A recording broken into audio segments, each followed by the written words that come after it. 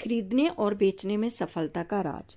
याद रखें कि खरीदते या बेचते समय आपका चेतन मन स्टार्टर है और आपका चेतन मन मोटर है। आप मोटर चालू करेंगे तभी ये काम शुरू कर पाएंगे। आपका चेतन मन आपके अवचेतन मन की शक्ति को जगाता है। अपनी स्पष्ट इच्छा, विचार या छवि को अपने अवचेतन मन तक पहुंचाने का पहला कदम उसे शांत करना है। शिथिल, निष्क्रिय और शांत मानसिक नजरिया बाहरी मामलों और गलत विचारों को अवचेतन मन तक पहुंचने और लक्ष्य में हस्तक्षेप करने से रोकता है। यही नहीं, मस्तिष्क के शांत, निष्क्रिय और ग्रहणशील नजरिए में न्यूनतम प्रयास की जरूरत होती है। दूसरा कदम मनचाहे परिणाम की वास्तविकता की कल्पना करना है। जैसे हो सकता है आप कोई मकान खरीदना चाहते हो। अपनी शिथिल मानसिक अवस्था में आप इस तरह घोषणा करते हैं, मेरे अवचेतन मन की असीम बुद्धिमत्ता परम बुद्धिमान है।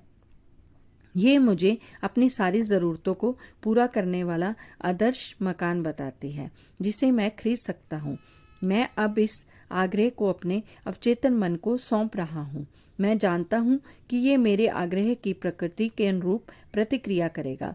मैं इस आग्रह को पूर्ण विश्वास और विश्वास के साथ उसी तरह स्वतंत्र कर रहा हूँ जिस तरह किसान जमीन में बीज बोता है। आपकी प्रार्थना का उत्तर अखबार के किसी विज्ञापन या दोस्त से मिल सकता है, या हो सकता है कि आपको किसी खास मकान की तरफ सीधे मार्गदर्शन दिया जाए जो ठीक वैसा ही होगा जैसा आप चाहते हो। प्रार्थना का उत्तर कई तरीकों से मिल सकता है, अर्थात उत्तर हमेशा मिलता है बशर्ते आपको अपने अवचेतन मन के काम करने पर पूरा विश्वास हो। यदि खरीदने के बजाय आप कोई मकान, जमीन या जायदाद बेचना चाहते हो तो अवचेतन मन के असीमित बुद्धिमत्ता पर भरोसा करने की यही नीति आपको सटीक मार्गदर्शन देगी। लॉस एंजलिस में अपना मकान बेचते समय मैंने एक तकनीक का प्रयोग किया। जब मैंने ये तकनीक अपनी पहचान के कई रियल एस्टेट ब्रोकर्स को बताई तो वे इसका प्रयोग करने लगे। इससे उन्हें उल्लेखनीय परिणाम मिल रहे हैं।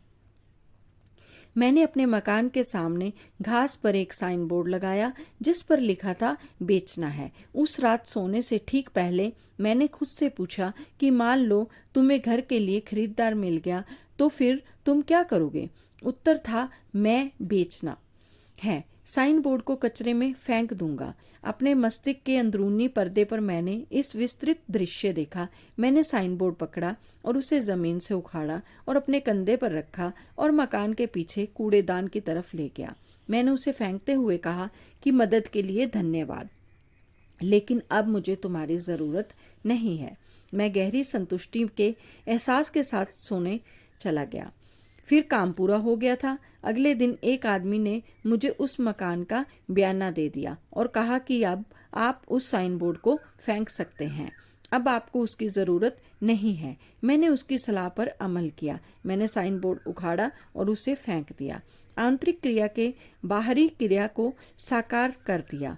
इसके बारे में नया कुछ नहीं है, जैसा अंदर वैसा बाहर। दूसरे शब्दों में आपके अवचेतन मन पर छपी तस्वीर जैसी होगी वैसा ही दृश्य आपके जीवन के पर्दे पर उभरेगा। बाहरी स्वरूप आंतरिक स्वरूप का प्रतिबिंब दिखाई देता है। बाहरी कर्म आंतरिक कर्म का अनुसरण करता है। यहाँ घर, जमीन, जायदाद बेचने का एक और प्रभावी तरीका बताया जा रहा है। धीरे धीरे शांति से भावना के साथ ये सकारात्मक घोषणा करें कि मेरी असीमित बुद्धिमत्ता इस मकान के उस खरीदार को आकर्षित कर रही है। इस खरीदार को मेरे पास मेरे अवचेतन मन के रचनात्मक ज्ञान ने भेजा है। कभी गलतियां नहीं करता। हो सकता है ये खरीदार कई और मकान देखे हों, लेकिन मेरा मकान ही उसे पसंद आएगा और वह इसे खरीदेगा क्योंकि उसके अंदर की असीमित बुद्धिमत्ता उसका मार्गदर्शन करेगी। मैं जानता हूँ कि खरीदार सही है, समय सही है, कीमत सही है, इसके बारे में प्रत्येक चीज़ सही है। मेरे अवचेतन मन का अधिक गहरा प्रभाव अब हम दोनों के दैवीय विधान में एक साथ जा रहा है। मैं जानता हूँ कि ऐसा ही है। हमेशा याद रखें कि आप जिसे खोज रहे हैं वह भी आपको खोज रहा है। कोई ना कोई हमेशा रहता है जो उसी मकान या जायदाद को खरीदना चाहता है जिसे आप बेचना चाहते हैं। अपने अवचेतन मन की शक्तियों का सही प्रयोग करके आप अपने मस्तिष्क से प्रतिस्पर्धा का सारा